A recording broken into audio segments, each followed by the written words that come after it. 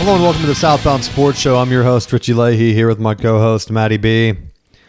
And I watched the Tigers come back and fall apart last night to the Mariners. Now they're on right now because of that rain delay. I'm not going to probably know who wins. They're down. I don't think the Tigers are going to have a chance. But surprisingly, they didn't fall apart against Cleveland, which I'm still not sold on the Guardians name. Just makes it easy to cheer against another Ohio team for me. And I'm glad they've been eliminated.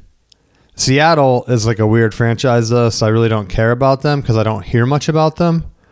I just remember Randy Johnson played for him. And Alex Rodriguez before he got pinched for roids, right? Which brings up my next topic. Odell Beckham Jr., dude, pinched for PEDs. Did you see that? No. So he got suspended. He has to serve a 6-game suspension. I don't think he's even on a roster right now. They said he tested positive last year. He put out a statement saying that they didn't tell him what he tested positive for, just that his testosterone levels were too high. So I'm guessing he was taking some type of supplement, right? Could be anything. Could be simple as like one of those like fertility things. Isn't that the purpose of them? Right? Raise testosterone. Because I've told dudes to do things like that. Try if you're trying to have a kid. That's the easiest thing to do, right? As an old man. At least I don't know. that would be my advice. Like, you're old, trying to have a kid, dude. Do that. I would think that OBJ is still younger, right? At least than us, has to be. I don't know how old these people are. Whenever I see guys that are like retiring or whatever from like as old as I am, which reminds me, dude, I have a crazy story for you. I was doing this truck delivery over the weekend, and when I pulled into the alley, there's a guy out there running wind sprints. And I thought, what's this jerk doing? And when I went to unload, he got in my face and said, "What are you doing here? You're not supposed to be delivering this stuff." And he attacked me. I had to stab him, take him down as a bloodbath. Do you think that's a true story? Because that's what happened to Mark Sanchez, man. Which I don't understand how he was alone, blackout drunk, running wind sprints in an alley. And then because the truck pulled in to do delivery, his immediate thought was, hey, wait a second, you're not supposed to be here. In a city that he's probably not really been in, Indianapolis, I think. Right? Just an unbelievable story. I can't wrap my head around it. The more details that come out based on witnesses, and I don't know what's true or not, that was a witness account, is that he showed up super drunk and was just running wind sprints in the middle of the night. Because what late 30-year-old man is like, I got to get a workout in, right? But you're on TV. I'll never understand it. Like, if I had a gig where I was on TV and like your public image is your entire job, why you would think it's a good idea to get hammered by yourself and then go out? Just stay home. They always say, football coaches always tell their players, like, yo, and I guess every sport, nothing good happens, dude, after like midnight or whatever. Probably even before that. So the fact that you're drinking alone, doing who knows why you're out running around, going to a club or whatever, and then he's so hammered, right, that a guy threatens him with the knife. He tries to take it from him, right, because he cut the guy in the face, is what the police is. But the guy is 69 years old, and he had lost that struggle. That's how you know you're hammered. A 38-year-old, I think they said he's 38, a 38-year-old ex-athlete lost a battle with a 69-year-old man? That's sad, right? There's no other way. I had to talk about it on the show. We normally don't talk about weird off the field stuff unless it involves Antonio Brown, right? But this story, it just, in one night, you ruin your entire legacy. Now I can never see him on TV. I'm just going to laugh. I didn't see a picture of the guy, the truck driver. Now, if he's looking like a 69-year-old like Dog the Bounty Hunter or something, then I'll change my tune. But I don't really have that type of confidence in Mark Sanchez that he lost a battle with someone like that. Do you agree? I would have to. I mean, if I got a call from you and it's like, dude, I messed up. I'm in the hospital. I'm like at critical. I got stabbed. I'd be like, oh my gosh, what happened? And you were like, yeah, I was running sprints and this guy came out and I tried to fight him and I lost. And it's like, who was the guy? Like an old truck driver. I would just hang up on you and say, all right, dude, hopefully you make it. If not, I don't even know if I'm going to have anything good to say at the funeral at that point, right? That'd be an embarrassing way to go out. I don't know what else you would say. I'm just curious as to how drunk he had to be that he was just running wind sprints, because there have been a lot of times that I've been drinking and I've never thought to myself, hey, I need to grind out a set of wind. Like, that's how he was trying to make himself grow up. No, it seems like he was trying to sober up. I would think, right, you run it out of your system. You're trying to sweat it out. Don't tell me you've never done that before. Throw on a sauna suit the next day, try to sweat it out. I believe you've done that. The next day, not while I was legally intoxicated. He has a show to do, dude. He couldn't wait an entire day. He had to sweat it out now. Oh, my. You don't know when he started. He could have been drinking since 9 a.m. That could have been the next day for him, typically. Right? We have no details other than he decided to white knight it, that he saw some guy going into a business and he said, you know what? I need to save this business right now from this guy. Because he thought, like, what? He was breaking in? I don't know. I'm curious to know. I would love to get him on the show to clarify. I'm sure it would just be all PR speak. Like, oh, yeah, you know, I just messed up. I made a mistake. I thought it was someone else, right? Not like a taking accountability. Like, I tried to Batman that guy. I thought I could stop crime. I was out there smelling crime, just trying to take it down. If he went out and just told the truth like that, I would respect more. But it's like a soap opera. This is off-season content, Mark, by the way. Don't do this to me during football season. We have a lot of football games to talk about. You're ruining the whole show. Like, do this in April or May or June or any other month where there's no football. Do you agree? I know he's probably not on TV on those months, so he's probably relaxing.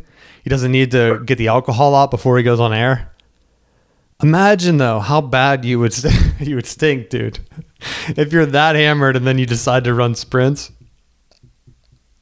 I also want to know what he was wearing. Like, if you're going out to a club, was he wearing like a suit? I thought they said that there was like CCTV footage, and I'm just waiting for it to come out. And maybe I'm wrong. Like, I was just making a pun on like what I'm reading. So if it's inaccurate reporting, I'm sorry, Mark. I didn't do the reporting myself. And if your side's different, we'll find out, hopefully. And I would love to watch the video of it. So let them release it and let the public decide. We could do a special watch party show. We'll watch the video together next week, and we'll talk it through it. What your thoughts are. What do you think? I think you're better off just not running sprints. At any point in your life? Is that what you're saying? I would definitely be on board with that. Once you're past like 30, because I hear people, they're telling me like, hey, I can't work out anymore. And it's like, why? Oh, I can't. My knees hurt. And it's like a chicken and an egg. It's like, well, if you lost some weight, dude, would your knees hurt? So yeah. What's going to be the tipping point, right? What are you going to do? Is it going to be you need like a knee replacement? I sent a buddy a research article because they have studies saying that if you run or like jog, like runners have a lower rate of knee and hip replacements because you're actively using those joints. So your body's like sending blood flow through them if you're jogging. If you don't jog and you just lift weights, whatever, the same chance as someone that's sitting there at home and not doing anything. So at that point, it's like, all right, well then what? Like lifting weights, yeah, it's going to get you like strong or whatever, but at a certain point, like, isn't it your job to avoid major surgeries in life? At least that's what I would hope. Like, hey, in my 50s, you know, it's almost time for me to start scheduling my knee replacements. Like, oh, I hope not, right? I don't want any surgeries. They just make you feel worse, I would think. But sprinting, I think you got to do some type of hard cardio. And if that's what he wants to do, go for it. I'm glad he's working out. Some ex-athletes, dude, you see them lose weight or you see them gain and look like they ate themselves. And you're like, holy crap, what happened? You know how they do that NFL combine with like the sports reporters, like the ESPN guys go down and they like try to run a 40 and they like do horrible because they have never ran in their life. They should do an ex-NFL athlete where the fans vote who they want to see like compete. So like if you know someone got real sloppy, you're like, I want to see him run the 40-yard dash. The fans should be able to vote and the NFL should get it done. Right? I would watch that, wouldn't you? Just people just getting hammered and doing NFL combine events. Like Tyreek Hill. Prayers out to him. His knee got shattered, right? Obliterated. Although they said it wasn't as bad as what they thought. Because when he got hit, I didn't see, and I told you I wasn't watching it. But I don't know if it happened before last week's show. But they came back with the diagnosis saying that like it was just his ACL and a dislocated kneecap or knee or something where everything kind of went back into place and there might not be any scarring, which would be great because a typical ACL isn't that bad. Right, but because it was dislocated, he'll probably be out the rest of the year. Give him time to heal. Same type of thing. Rod Moore, Michigan's safety, had the game-sealing interception against Ohio State a couple years ago. He had a freak ACL, and he just played his first game. I think he might have played earlier in the year, but he just came back this year. I think it's been an entire year and a half. I want to say he got hurt in spring practice. So you never know. And then you never know like how a guy's going to look, but he looked great on Saturday. He had an interception, I believe. And so Tyreek Hill could recover 100%. But like some of these guys, not injury related, right? I don't want to see a guy that like gets his knee shredded and then he has to like go out and run a 40-yard dash. I think that would be kind of like harsh. But if a dude balloons up to like 300 pounds, yeah, let's see him running, right? They could race the reporters. Because, like, if you are up against, like, an old wide receiver that's raised 300 pounds now, and you're, like, a 160-pound desk reporter and you still get beat, your pride would have to be completely shot, right? Yeah, I would think. Because they're always joking, like, oh, I have a slow time, but I am like 40. This guy's 22. It's like, no, this guy's also 40. And he weighs 300 pounds. He beat you by a second, dude. That's what I want to see with my Pro Bowl. Dude, it's a Pro Bowl. Like it's a pre-combine. You know how they do the skills? Let me see if guys that used to play, if they still have the skills. I think I would watch that. But I know I've already derailed the beginning of the show. Is there anything you want to add in? Or talk about off the bat? How's your team doing? Well, our team was thankfully on a bye this week.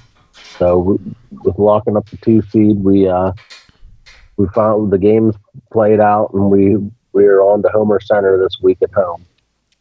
So we're a game away from the ship. Nice. You have to keep us posted on how that goes. Yeah. Now, varsity-wise was the complete opposite. We were in a bad spot, and just felt like they were bringing a lot of pressure, and we had a lot of trouble getting something going offensively. And it got pretty ugly. But we ended up, for as bad as Friday was, Monday kind of made up for it because we had JV against Heights. And I felt like we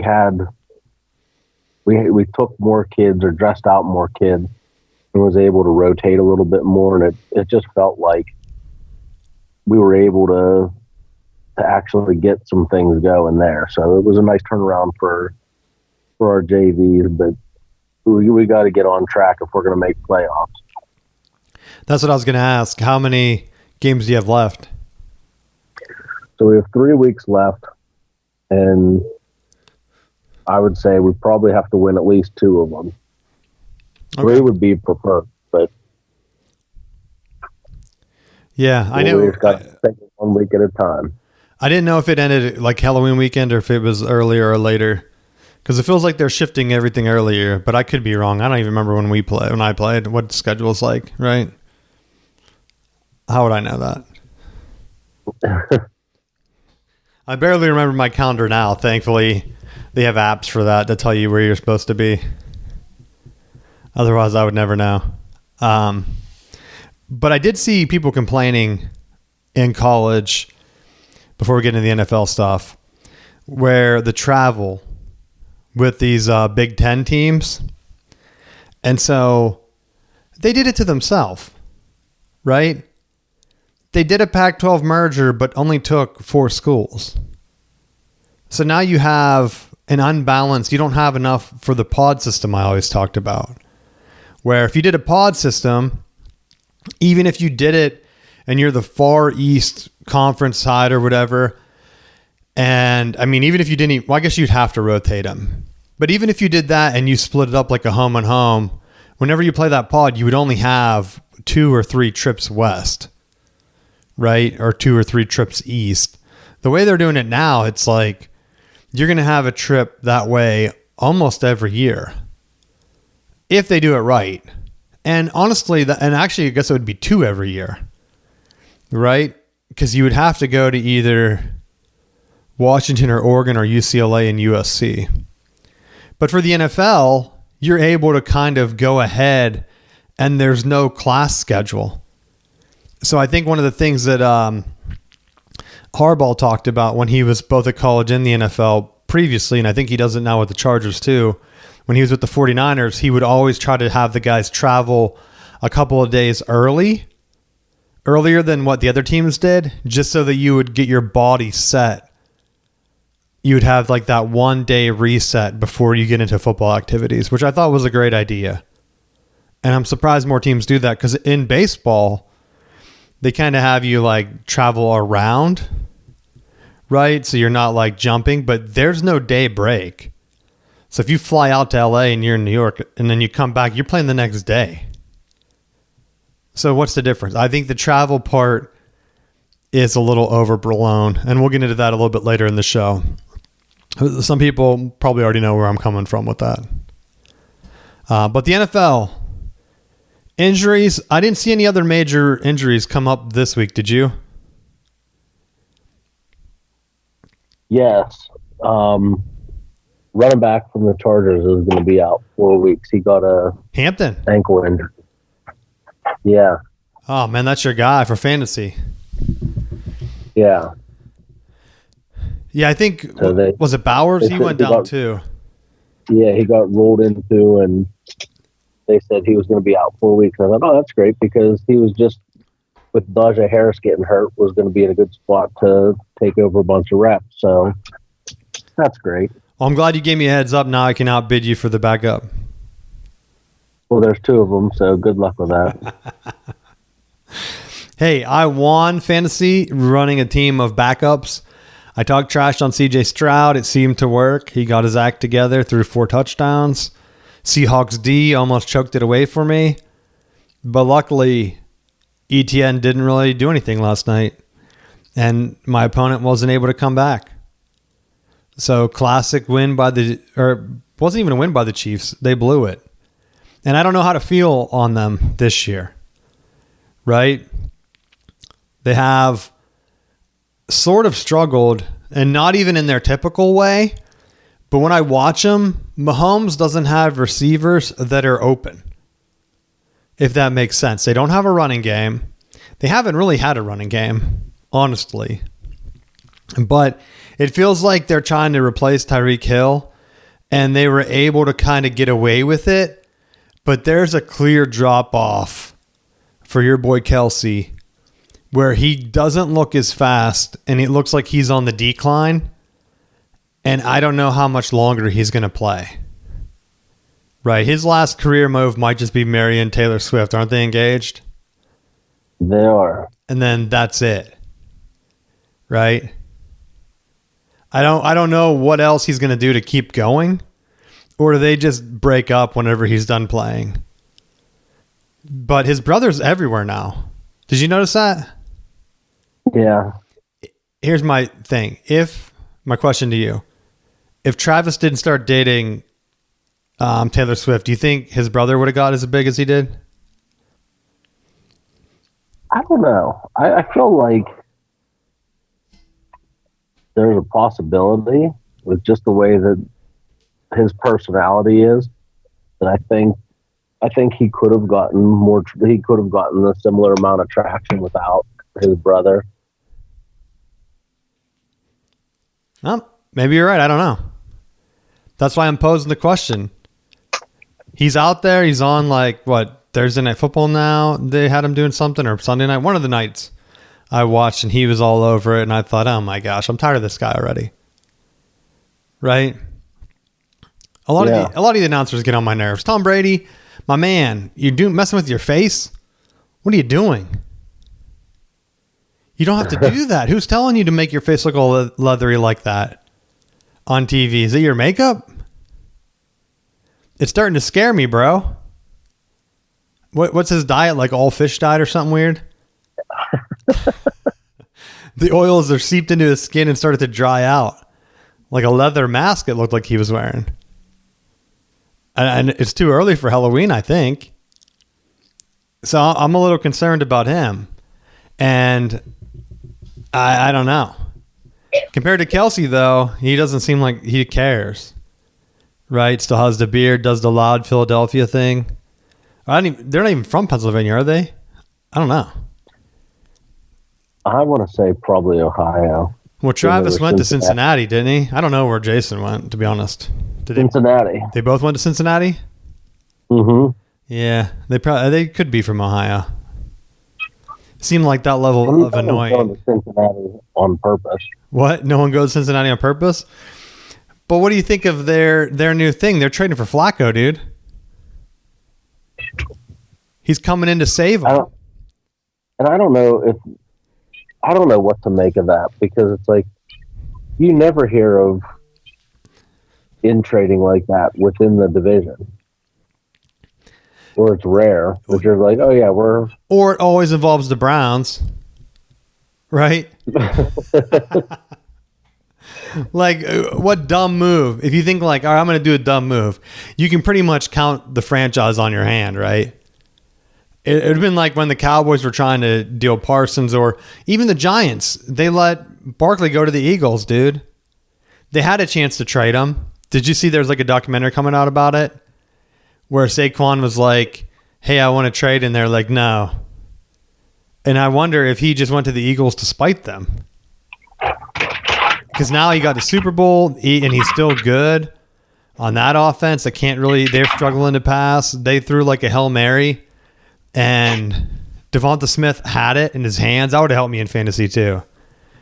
And he like fell back and Brown was right behind him. I don't know what they were doing together. But I think if he wouldn't have been there, Smith could have went up stronger and the Eagles could have won that game. But anyway, that's going back to my in-division type trades. I know Barkley wasn't really a trade, but they're probably thinking, well, we know Flacco sucks, so here. You guys try him. Or maybe the mindset is, well, if the Browns want him, then clearly it's time for us to move on. Yeah. And that's where, I mean, they already had they named Gabriel as a starter, right? They won, though, with him, didn't they? And so now they're basically saying, I think they won that game. Now I got to look it up. I want to say it was like 13-10 or something. Or maybe they lost it going up. But I thought I had that game up for a bit. And I'm trying to think now who they were even playing. Oh, no, the Vikings did pull it out, right? That was the morning game, wasn't it? Or no? Yeah. Maybe. Yeah, I think the Vikings pulled it out. They were winning almost the whole time. That's why I got confused. And so you have the start of him. Maybe you're thinking, okay, yeah, that was the London game. What, Minnesota just doesn't have a team anymore? Didn't they just play the Steelers overseas in Dublin? Yeah. Why? Why are they over there? That's like a big middle finger to Minnesota. Like, cool, hey, we're going to make you guys go overseas. And so, what was the Ravens-Chargers deal? Oh, they traded away, whatever his name is, to the Chargers for Gilman, a safety. Just defense for defense. Not much. I don't know how that will do anything.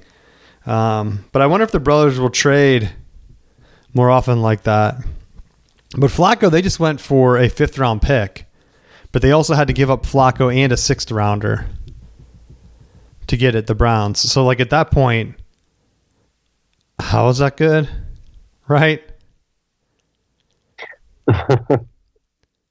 Because, like, the Bengals really don't have anywhere else to go. They've been looking like crap. Their season's pretty much done. And with Burrow always getting hurt, do you look for a new quarterback in the draft? What do you think?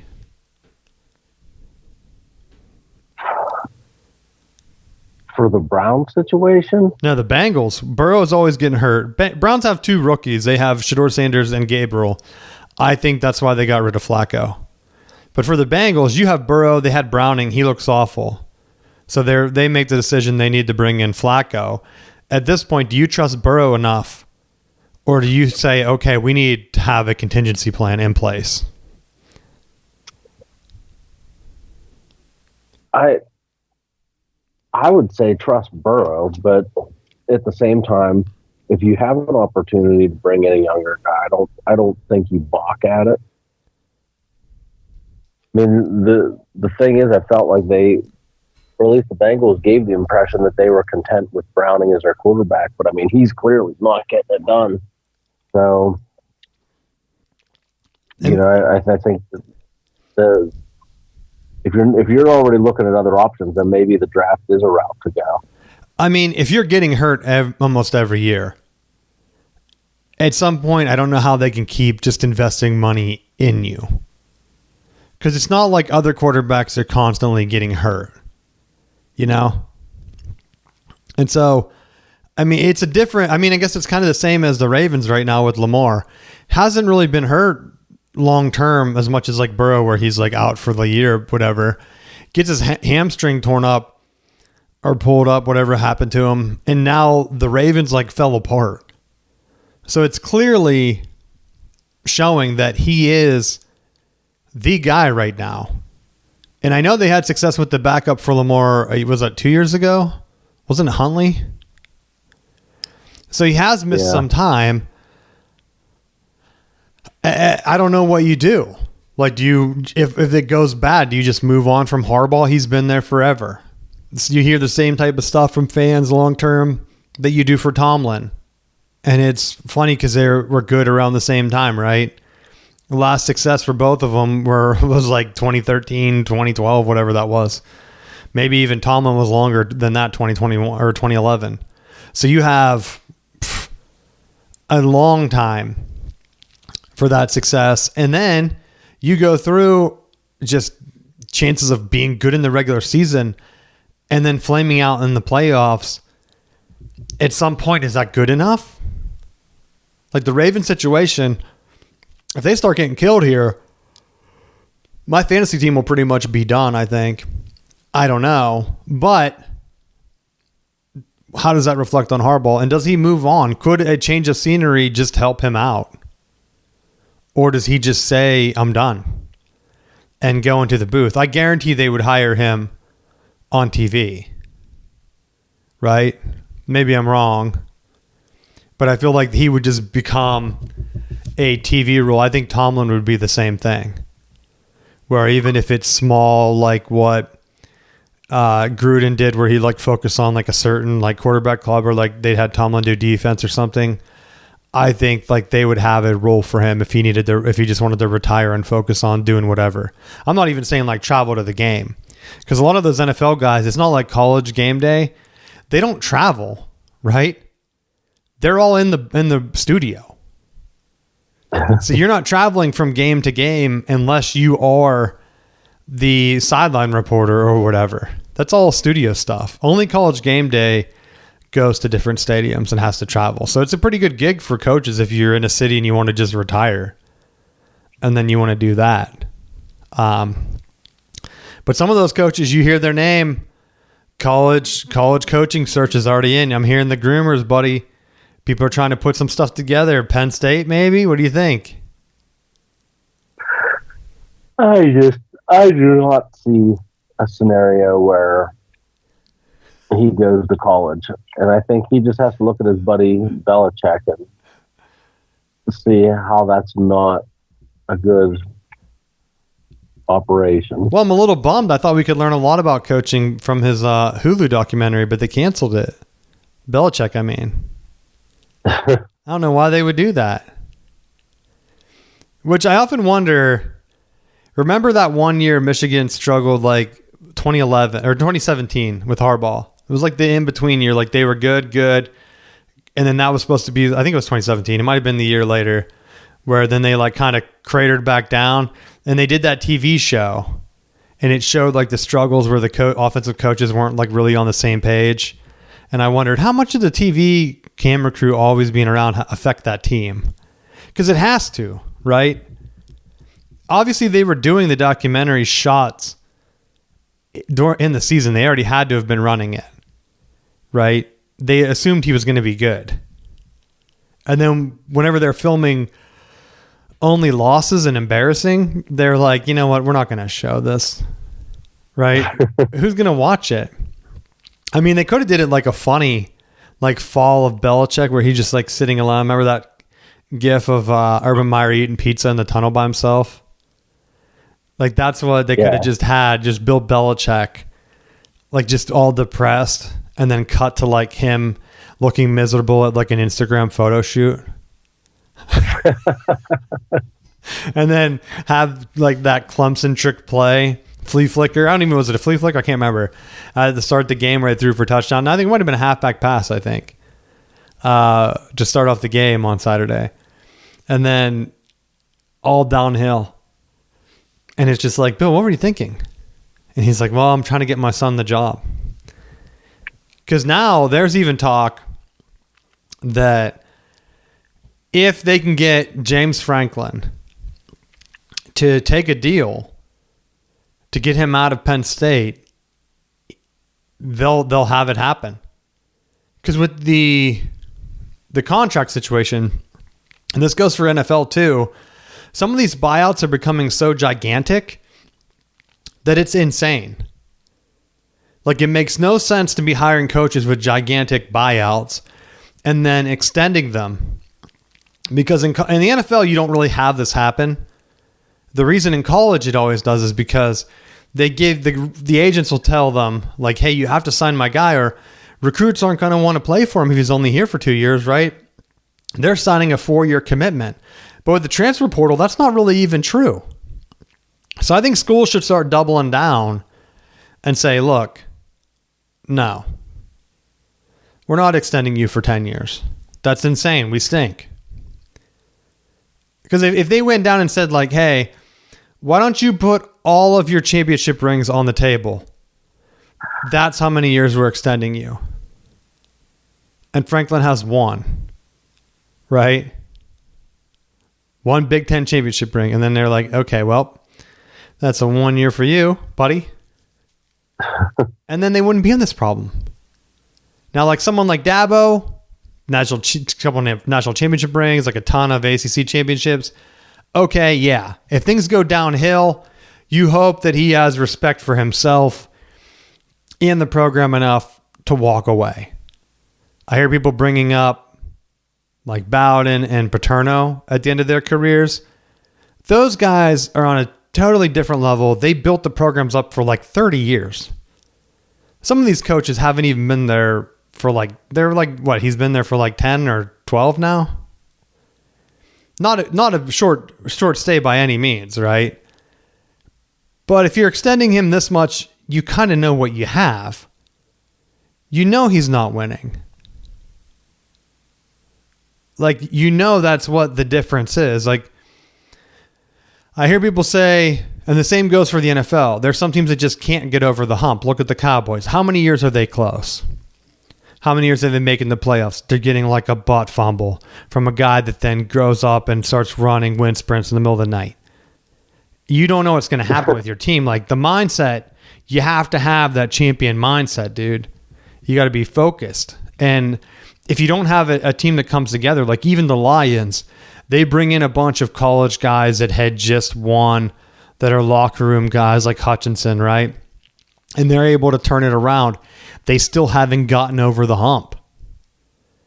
So as a franchise, you have to take that next step. Heck, Andrew Reid was known as a choker.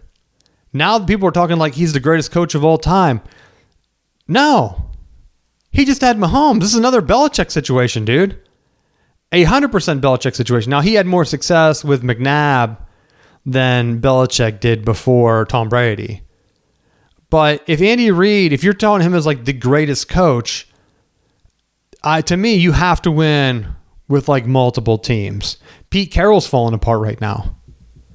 They said like for the first time, he's like stressed out. It's like, yeah, he's with the Raiders right now and he's a mess. And he's watching like the Seahawks play pretty good without him. I know the Seahawks blew it on a last second field goal, like I said last week. Horrible performance by their defense against the Bucs, but they have Baker, right? And so I just don't know for some of these teams and their coaching contracts, like you're bringing in a big name, you're bringing in a Pete Carroll, you expect to win. You start off 1-4 or whatever they are. Yeah, he's going to be upset. Is he going to be able to turn it around? That's what I want to see. I think that's the fear, circling back to John Harbaugh. If he leaves the Ravens, who's going to take a chance with him? Right?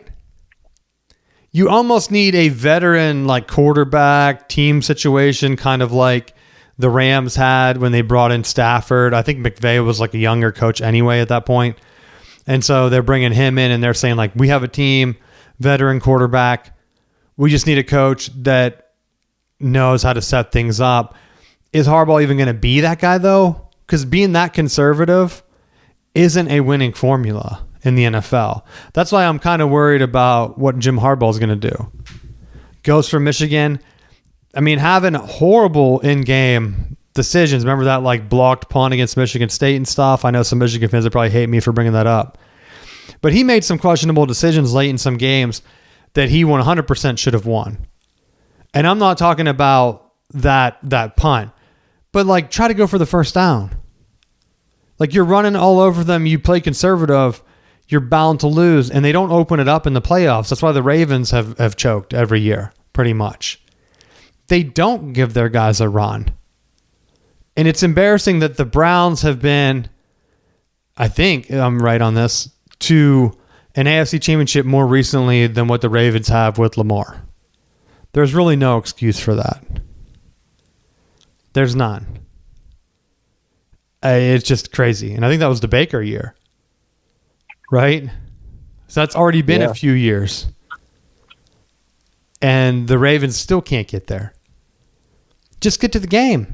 Get to the championship game. And so that's where I think when I go and I look at what Penn State went through, and I stand by my preseason prediction. And I know a lot of people were giving me grief, and I had a lot of messages this week about like the Penn State side of things because I've been high on them. and I've brought it up, and I've seen other sites mention this too, but this is just my opinion. The Michigan blueprint of NIL, signed veteran guys, bring in transfers to hopefully build your weaknesses. That's what Penn State did. That's what Ohio State did last year. Michigan won a national championship. Ohio State won a national championship. Everything was lining up for either Texas or Penn State to make a run this year. Penn State had the better case. I think we talked about it in the preseason. I don't have the exact numbers on me, but they had the numbers for roster spots that had come back, and I'm pretty sure Penn State was number one in the country. It wasn't like people were just picking them because, right? Ohio State had a new quarterback. Oregon had a new quarterback. Alabama had a new quarterback. Georgia had a new quarterback. The only known quarterback really was Carson Beck, and he's coming back from an elbow injury, right? So you don't know. And him with Miami, and Miami's known chokers, which we'll talk about here in a little bit. But all Alar had to do was live off that interception in the runner, like the semifinal game last year. Heck, J.J. McCarthy of Michigan threw horrible interceptions against TCU, lost the game, came back, won the national championship. Everything was lining up. It's not just I'm making it up that Penn State is on the same path. They went out exactly like Michigan did the year before their national championship, with JJ throwing pick sixes against TCU, basically lost them the game. Alar throws, going down for a game-winning touchdown. He throws an interception, which costs them the game. I think they even needed a field goal at that point, right? I don't even remember. Like, it was a horrible decision. All Penn State had to do was go to overtime or do anything other than throw an interception there. And there's a good chance they're playing Ohio State, which they had already went down to the wire with and just turned it over on downs going in for a touchdown late that probably would have won them the game. They were close. They could have won the national championship last year. So the fact that they have everyone come back, same exact team, like semifinal, like they probably would have been the third place team last year, right? Ohio State was smoking everybody. They didn't smoke Penn State that bad. So I would honestly have put Penn State, based on their playoff performance, number 3. I don't know what they ended up. They come in ranked high. Oregon game, yeah, I get. They fall behind. It was a home game. They should have went for 2. I think if they go for 2 in regulation, when they have Oregon, like, their backs to the wall, I know the mindset is, hey, we're better. And I know Penn State fans, people keep telling me, yeah, but we scored in overtime first time. Awesome. But you let Oregon offense get regrouped. Oregon's known for their offense. Don't give them the ball. That's how you win. I still don't know. I mean, you could do a horrible play call. Penn State had the ball against UCLA with 4th down, and they tried to do a zone read, right? Quarterback keep. 4th and 2, where they don't even trust him to throw the ball this year. That's what I don't get. Why is your guy able to throw a dime against Oregon late in the game, and then you're like, yep, can't let him throw again? I mean, I know he threw the pick against Oregon to lose the game, but if you're playing for a championship, you got to cut it loose. Now Penn State can't lose again, right? 2 losses so far in the 12-team playoff is the maximum. They have to play Indiana. I think they play Iowa, and they play Ohio State in a row. I think it's Iowa, Ohio State, and then Indiana, if I'm not mistaken. They can't lose. It seems like the team's folding under Franklin, though. So your prediction right now, what do you think Penn State's final record is? Well, I'm actually surprised that Franklin wasn't fired. They can't fire him, though, dude. He just was in the semifinals. And his buyout's $50 million, which is why I went on that buyout rant. I think it's like $50 million or something like that. I think they do a mutual part. But for as much money as they're bringing in with their funding, he has to have worn off his welcome enough that people are ready to move on. Like, there's a lot of these college fan bases, they're crazy. And I think if they want somebody gone, they'll find a way to pay the money. Oh, I agree. That's why I think at this point he's there. He's like They're probably their second most winning coach. The thing for him, though, he wasn't losing games he shouldn't lose, right? And that's where I think the comparison to Harbaugh is pretty much on point. All it takes is a breakthrough. Realistically, he's only really lost to Ohio State. Same with what Harbaugh was doing. Yeah, I know Harbaugh had some fluke losses to Michigan State. James Franklin hasn't had those, right? Yeah, he has more losses like head-to-head against Michigan and Harbaugh. I think they said he was like 3-7 or something like that.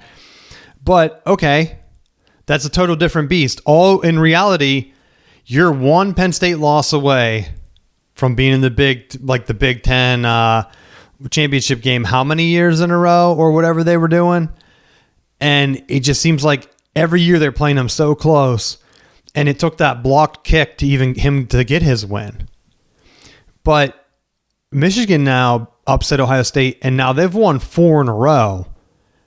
And if Michigan wins another one this year, you really have to think, are they in Ohio State's head? And how can Penn State pull that off? Right? If Lincoln's going to keep playing conservative and playing scared, it's never going to happen.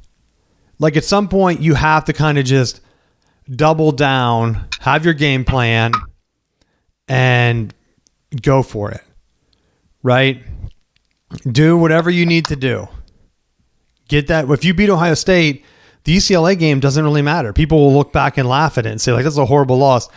If you beat Ohio State in Indiana and you battle your way back in, you're in the playoffs. I don't care. If you're a 2-loss Penn State, and even though they lost to UCLA and they lost to Oregon in overtime, if Oregon ends up being top 5 and Ohio State ends up being top 5 at the end of the year, which is probably going to happen, all Penn State has to do is just win out. And you might be 11 seed, but who cares? Like, Franklin could turn it around, and that's what I want to see from him. I agree with you. I think he's going to lose the team. Because right now, the way he's handled it, Allard doesn't have confidence, and he doesn't have another quarterback ready to go. So do you bench him? And if you do, then what happens? You're not really, like, you're just running him at this point. And he's more of a passer, and they're playing him like he's Sean Clifford. And I don't understand why. Like, they're not playing to the strengths of their quarterback. And it seems like no matter what offensive coordinator Penn State brings in, they run that same screen-based offense. So obviously that's Franklin's offense. Right? The only one that was kind of outside the box was Moorhead, and that seems to be their best years. And then he kind of took that and ran off, and they went back to just Penn State offense. Franklin's offense. So I have a bad feeling they're going to fall apart here. Probably end up, 7-5? And I wouldn't be surprised if he takes another job.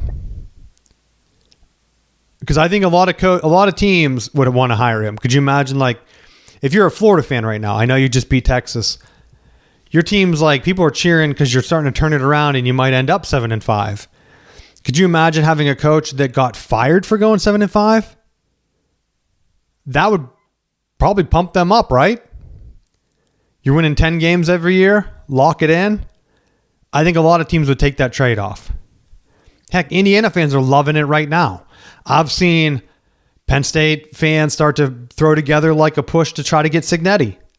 I've seen them talk about bringing in Gruden. I've seen them talk about bringing in Urban Meyer, dude.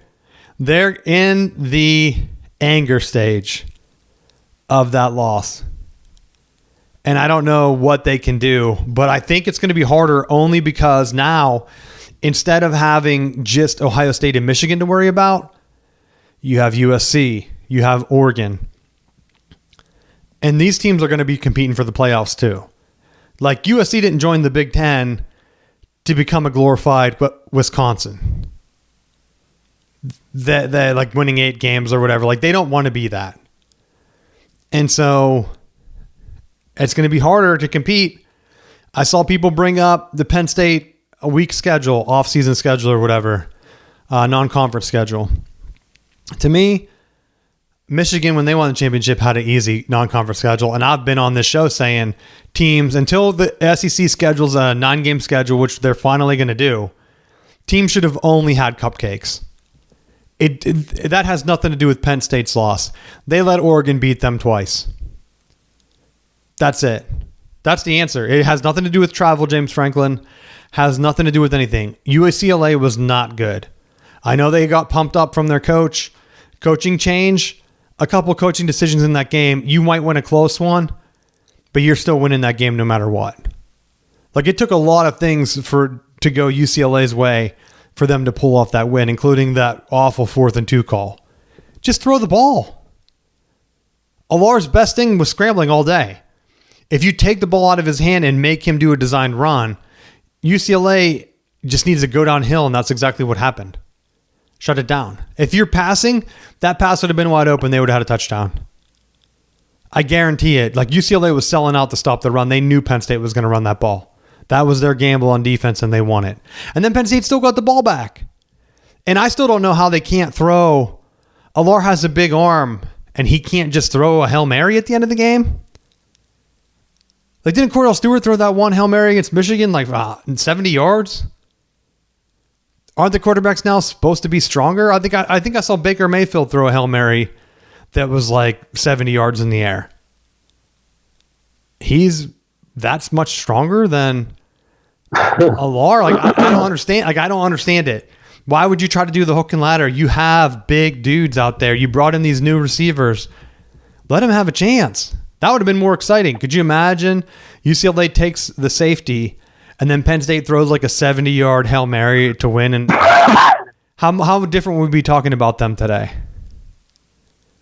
They would be like, oh my God, Alar's arm is awesome, blah, blah, blah. Yeah, they really pulled that out. They had the hangover going. Because that's the thing with Texas. Like, okay, they're in the same boat. Arch hasn't been looking sharp. They put the backup in. He throws the first down. They take him back out, and then Arch is doing his thing. If he's not ready, he's not ready. But they're learning with him, and now I wonder what's going to happen, because I think they're on the Michigan schedule next year. Texas is. So how's that game going to be? Who's going to be the quarterback? Is it going to be Arch? Is it going to be someone else? Is Sark going to be there? Right?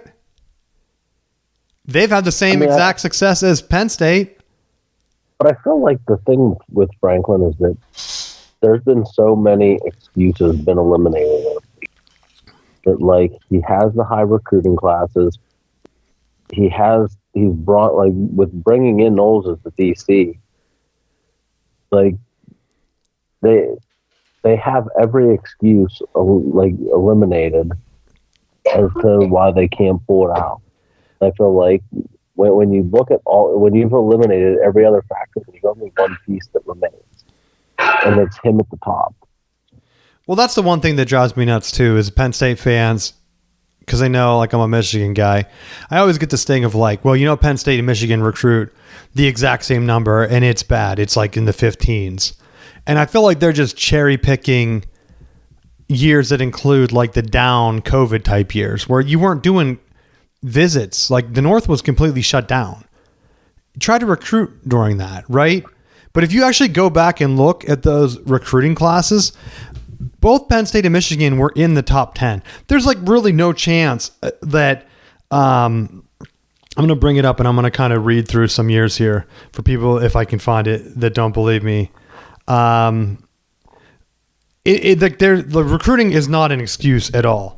And there's no reason to say, like, because that was one of the things that people bring up and say, well, Penn State, they're just going to be below, or they're so far below. And then I see people talk about it. But like, if you go back to even like Franklin's like good years, I'll start at Harbaugh's first year, 2015 or so, if this loads. So in 2015, Penn State was 13th. Michigan obviously had a coaching change. I don't even know where Michigan ended up. That was the Harbaugh year. He signed late, but it was bad. So that obviously slings down Michigan's recruiting rankings for Harbaugh. The Penn State fans love to bring in. The next year, Michigan's 5th. Top 5 class, Harbaugh's year. Penn State falls down to 20th, right? That's 2016. Penn State wins the Big Ten in 2017, I think. Then Michigan has the 3rd ranked recruiting class, and Penn State is 21st. So there's a huge gap for like a lot of this early Harbaugh, James Franklin thing that people like to bring up. Michigan's recruiting top 5 classes with Harbaugh. Like, it's only until things start to really fall apart. Then finally, Penn State picks it up to 7th. Michigan goes down to 20th. That was I think the John O'Corn years. And then 2019, whatever it is. As you can see, Franklin could recruit at the top. I think this is the best Penn State year where they finished 3rd, right? So you can't say, well, Penn State and Michigan are both recruiting bad. They just weren't recruiting consistently. Right, both had top 5 classes. Both were consistently close to the top 10. I can't see where Michigan is this year because of a stupid ad. I think Michigan was 7th. So again, I'm not going to go through all the years, but those first couple years, like the Harbaugh and Franklin, Michigan had 3 top 10 classes, 2 top 5. Penn State had 1 top 5, 2 top 10 in that first 4 or 5 year span. Recruiting is not the problem, and you said the same thing. That's why they're killing these other teams. Right, that's why they don't lose to anybody else. They only have the problem of big game. That's because the coach is coaching scared. They're not coaching to win. They're doing weird things, and they're playing super conservative. And that's why Michigan was able to run the ball on them, 20-something times in a row that one year? They won the championship without Harbaugh being the coach. That's a Penn State thing. Like, why are you just running base defense and letting the other team run the ball down your throat? Right? Coaching. So the recruiting narratives, the other narratives against Franklin, I feel like they're just excuses at this point, and I really don't care. I don't know what Penn State's going to do. This was your year. This was the Penn State year. They blew it. They have to win out and win the national championship. I mean, that's what happened to Ohio State last year. They had 2 losses, right? Team battled back together. I mean, this loss is just as humiliating as the Michigan loss last year to Ohio State, right? Ohio State, all they had to do was beat Michigan for the first time in 3 years, and they had the higher ranked team. Michigan was reeling, and they gave the Michigan program new life. That has to hurt more than anything. I mean, it propelled them to a national championship, so their fans probably don't really care. I mean, they still care. I hear they always do like those pregame interviews, and the fans are still pissed about that game because they know that Michigan win then propelled Michigan to beat Alabama, bring in the number 1 recruit, and get back into the top 10 recruiting classes, where right now I don't think Penn State is in the top 10 again. I could be wrong, but that's the one thing that I think could lose Franklin right now. Right? Because looking at the class this year, Michigan is 10, Ohio State's 9 right now, and I know it's still super early. Penn State is 15th. And that's not even counting Oregon at 8 and USC at 1. So Penn State would now be finishing 5th in recruiting in the Big Ten alone. That is a big, big deal. You're not 3 anymore. You're 5. With no championships to show for it. But there are 2 teams on here. Miami, Florida State, dude, 11 and 12 right now in recruiting next year. Miami's been doing the transfer portal thing more aggressively than anybody. Can we say that? Yeah. Florida State had a lot of good transfers too, but Miami's been bringing in the top guys. They had both Cam Ward and Carson Beck, the 2 top transfer quarterbacks, both years. I think we could both make that argument, right? So their boosters know what they're doing. Florida State had a big game against them at home. How are you feeling after that game? I mean, the first half was freaking demoralized because it just felt like they couldn't get anything going, and it.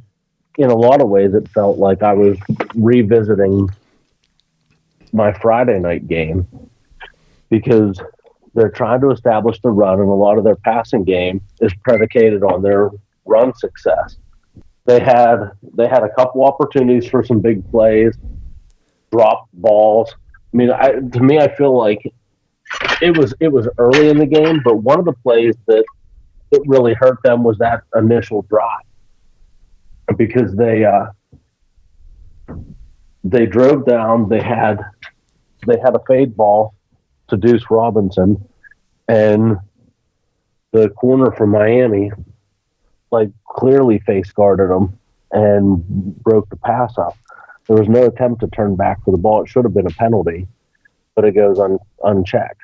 And so instead of being first and goal and an opportunity to score, we were looking at fourth down and trying to kick the field goal initially. And I think when you look at the overall play of the game, that was a deciding play. And then obviously the turnovers killed them. Because when you look at the 14 points off of turnovers, that's the deciding factor. I don't know if Miami completely just let off the gas because they were up a good bit and allowed Florida State opportunities back into it in the second half. But I felt like I like to see the way that they battled in the second half to get themselves back into a spot where they could potentially compete. The onside kick attempts were absolutely horrific. That you couldn't get one ball to go 10 yards is a travesty. It seemed like they were doing that on purpose, though. And you know what? They very well could have. Because didn't they kick it sideways spin? Yeah. And it seemed like they were hoping that it would like do a golf really slow turn. But at that point, the Miami guy just dove up early both times, right? So it never got to that point. I think that was the game I was watching. Because I thought they're trying to just see if it will spin out of his hands. I don't know if that works or not. What was the game? Heck, it might have been the Michigan game where they kicked it really high. And in the game, the player said that he tipped it up to give their back line a better chance of catching it. Because if it would have went down, then I think Wisconsin was a team, they would have had a better chance of catching it, which I thought in the game, it looked like he made a dumb move of trying to grab it when it was too high instead of letting it go. But knowing that like maybe you were coached to do that, that could be the thing, right? Miami is probably coached that if, hey, this guy's known to do the slow spinner, don't let it get to him. Because the Florida State guy comes and blocks that first guy, the ball spins behind him to the 10-yard, and then you really just have a guy diving for the ball. It could work in theory, as long as the first guy gets blocked. And it looked like the guy just couldn't get to the block fast enough. Like the Miami guy knew to run up and jump on it. But I can't remember 100%. Do you think that game matters, though? In Florida State's playoff chances? I think it does. I mean, unfortunately, I think it does. I would like to think that they let it go, but I look at the mental gymnastics that they did to try to keep Alabama ranked high, and then they're playing it off like, well, it was just week one. That game doesn't matter, even though the game got away from Alabama, and it in theory should qualify in Florida State's favor as a big win. It's like because Alabama's SEC, they're getting the benefit of the doubt.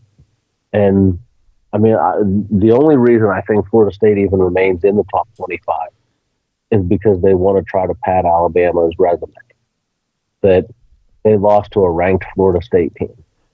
And if they completely punt them out, then it just makes it look like they had an easier go of their schedule. So I think that I was very shocked to see that they stayed in the top 25.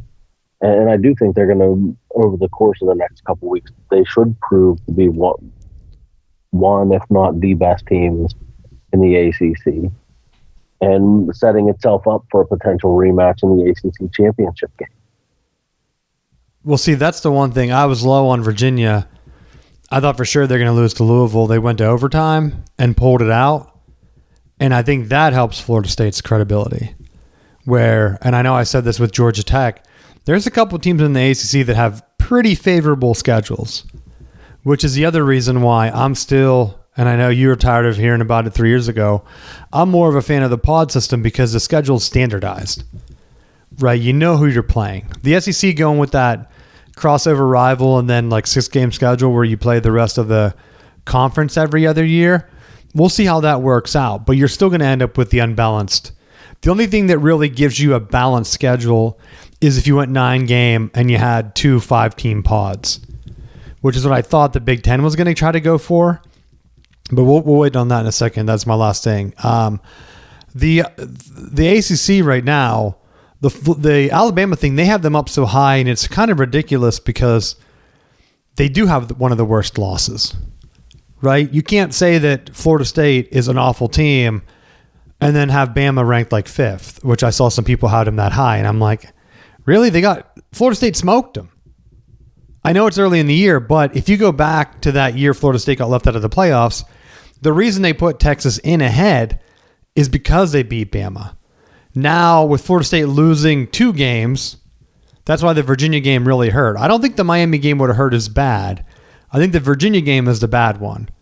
If Virginia and Miami end up playing for the ACC championship, though, I think a 2-loss Florida State makes the playoff. I saw ESPN's stupid playoff predictor. They have 6 SEC teams in. I don't think there's any way they do get 6 teams in. And if they do, they really don't deserve it. You can just basically say it's because they play an 8-game schedule with 3 cupcakes. Same as Penn State having 3 cupcakes. There's no way around it. Like, that's basically all they're doing is inflating their record.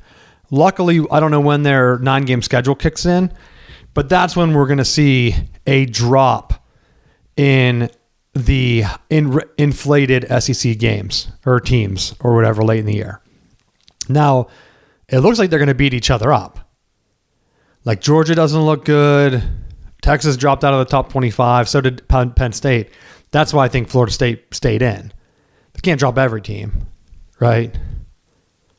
Got to keep some teams up there. Well, and it cracks me up that you're on the week Florida State's on a bye, they fall a spot. It was like, how do you fall a spot and you didn't play anyone and people around you lost? Well, I honestly think, it's pretty clear that a lot of the voters just don't watch the games. There was that one lady that was at Notre Dame that lost, and they still had them ranked like in the top 10. And she tried to do like, well, I'm using my own formula. And she put out like that video that basically was just saying, I didn't watch the games. I didn't see it. Is all she had to say. Like, yeah, I'm just put my name on the thing. I had filled it out. I thought they would win, and I didn't know they were going to get upset. And so they fell. I don't remember which team exactly it was, but team that lost. Like, yeah, I would just say that's the thing. Like, they see, because you brought up Florida State, and we talked about it last week where Florida State and Michigan were kind of in the same exact ranking. And they just threw them in there because they needed them to rank the SEC teams high. Right? Michigan lost to Oklahoma, so you can't put Oklahoma up super high. That's their signature win. We got to keep them. If you keep Michigan and Florida State right around the same, then you can rank Alabama and Oklahoma up pretty high. Right? That'll be their quality ranked win. If you drop them out, you're kind of screwed. And so now it's like the same situation with Penn State. You get them completely out of it. Anyone that beats Penn State now is just beating another mid Big Ten team. So you immediately, Penn State losing to UCLA, immediately shifted the narrative from the Big Ten has 4 of the top teams really in the top 8, to now really only having 3 top teams. They're not including anyone else. Illinois is close up there. I know Indiana killed them.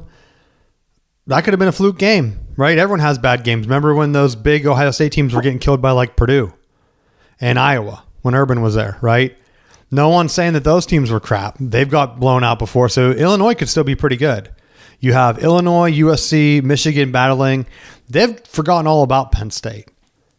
But you can't tell me that, the SEC has like Ole Miss and Georgia with the loss and like all these teams that are just great teams up there.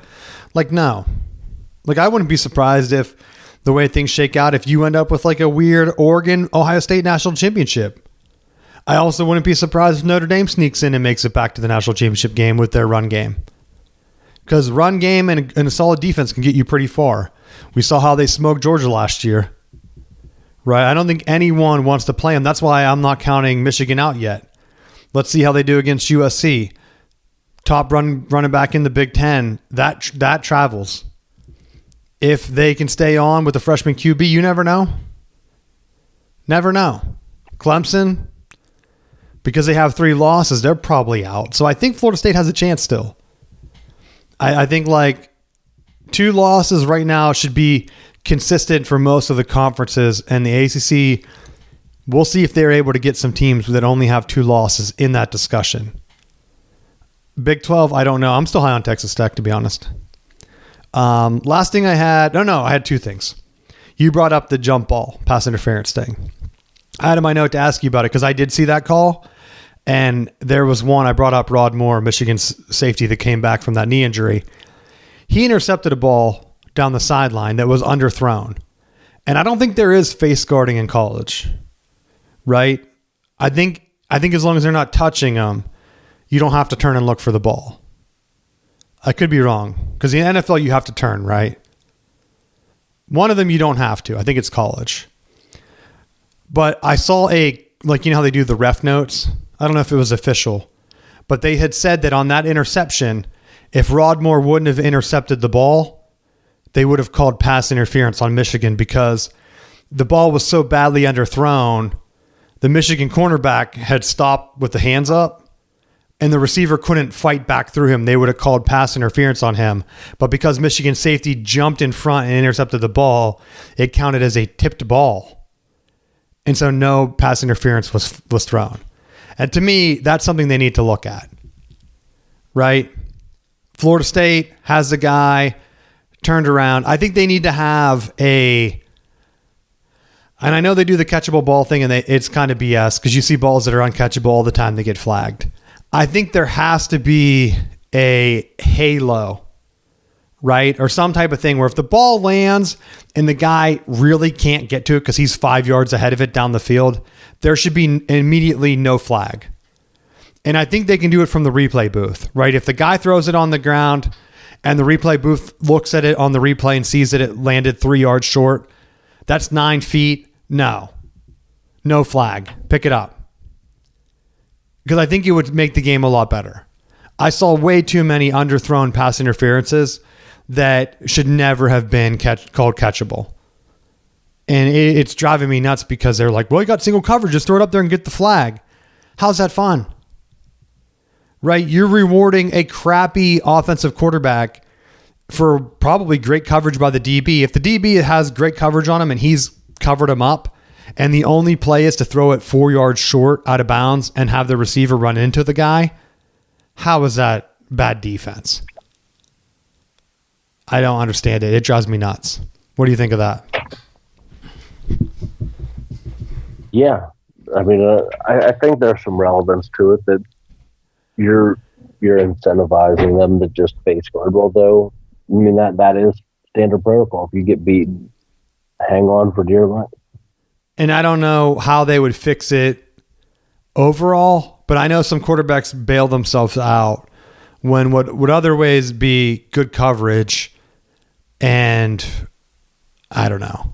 The other thing I had, just as my final bell here, because I know we're long, the Big Ten put out, and I saw the Nebraska AD mention this, and I want to talk about how, as a Michigan fan, we need to stand against with Ohio State, just like on Friday night football games, and tell the Big Ten no. They wanted to put together a package for Big Ten to take private investing money to put advertisements on the jersey. And the actual quote, and I'm paraphrasing here, the Nebraska AD said, hey, we had looked into adding patches to our jersey. And here, this is my opinion. They realized that no one wanted to advertise on Nebraska because Nebraska sucks, right? So then he said, you know what? We should see if the Big Ten can just sell patches so that we can steal TV money, like we could steal uniform money like we do steal TV money from Ohio State and Michigan, right? That would work for everybody. We all have the same patches, and then the advertiser gets their jersey, like their patches on every Big Ten football game. And I'm thinking, that's insane. They were trying to do 20 shares where every team gets a share, and then this private equity firm gets a share and someone else gets a share. The conference? The Michigan needs to say no. I don't care if the other teams go together and they get an advantage. Michigan needs to 100% say no, and then I think Ohio State will follow. Why are we splitting more money with these bums? Basically, right? This is the same conference that, mind you, cried to the NCAA about the sign stealing thing, which is still legal to this day. You can still steal signs. You can say anything you want about Connor Stallions, but any other team that had previously went ahead and pre-scouted a team, I think it's happened at Auburn, Baylor, some other schools, the max penalty they had was a half-game suspension. There was precedent. Harbaugh got suspended for like 6 games. Get the hell out of here. That was a witch hunt put together by the Big Ten. Michigan should not spend any money with them whatsoever. In fact, hell, just go independent if they're going to do that. Go independent and then don't even team up with anybody. Just say, screw it. Right? Because at this point, you know you're the biggest brand. If Michigan and Ohio State keep getting picked for the noon games, if Michigan leaves, you better believe Ohio State's the next team out that door. They were already rumored to be looking at the SEC years ago whenever the Big Ten was flopping around with adding Rutgers and Maryland and other garbage teams. Even though it worked out in the end money-wise, it doesn't work out if the two bell cows take all the money and leave. Right? All it takes is one. Let Michigan be the leader. You talk about leaders and best. Just tell them no. I'll be telling them, dude. They asked for my feedback. That's a no from me. We don't want patches on the jerseys. Look dumb. We already make how much money? Like, we have guys paying for the top recruits. We don't need patches on the jerseys, especially ones that are Big Ten. Like, what's it going to be? Corn? Right? Something dumb. Dude, I guarantee you it's going to be something stupid. That's my end rant. Anything else you want to talk about? No, that's about it. You'll sign up, though. If Florida State gets that call for the Big Ten, you'll put a patch on your jersey, right? I'll even run in the whatever 5K or whatever.